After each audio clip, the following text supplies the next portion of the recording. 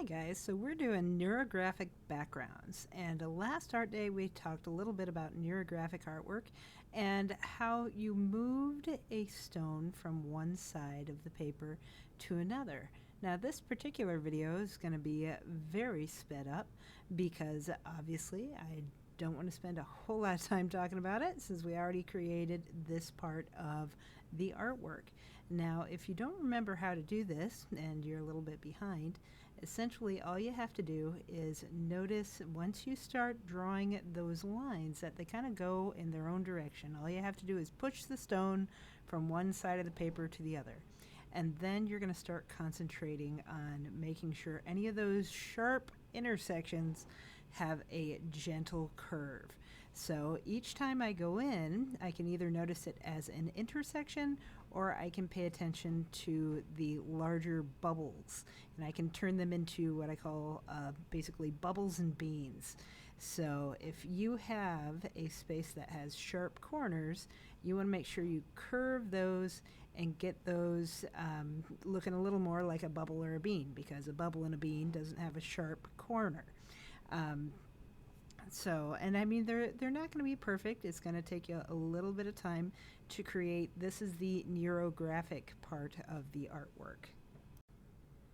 And the idea is to really take your time and just kind of concentrate in small areas. Don't look at the thing as a whole.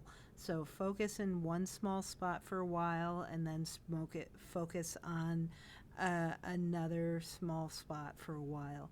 So it's this is considered a type of therapy artwork. It was actually invented in Russia, and it's a fairly new type of therapeutic artwork, and art therapists will use this quite often. So it takes a little time to create that neurographic background, and while you're doing that, you want to think of a simple symbol or simple design that you want to use in the front, because we're going to use the neurographic part as the background. So we're actually going to separate this into warm and cool colors. So you have to think about what it is that you want to do for that simple design or simple symbol. So it could be like Mickey Mouse.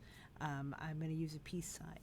So you have to just think about how you are going to create that artwork and where your warm spaces and your cool spaces go.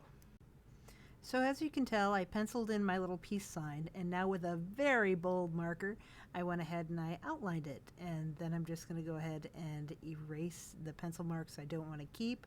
And I've decided the inside of the peace sign is going to be my warm colors, and keep in mind that your warm colors are going to be red and yellow and orange and pink, those lovely fire colors. And I do want you to do these in marker. We have our regular markers that we have out most of the time, and then I also have some smaller markers that you can use as well. The outside is going to be those cool colors, and those are blue and green and purple. So it's going to take, like I said, just a little bit of time to work on these and get these finished. This is a lovely in-between project for our printing. So if you're not printing, then you're just kind of coloring on this project and making things pretty.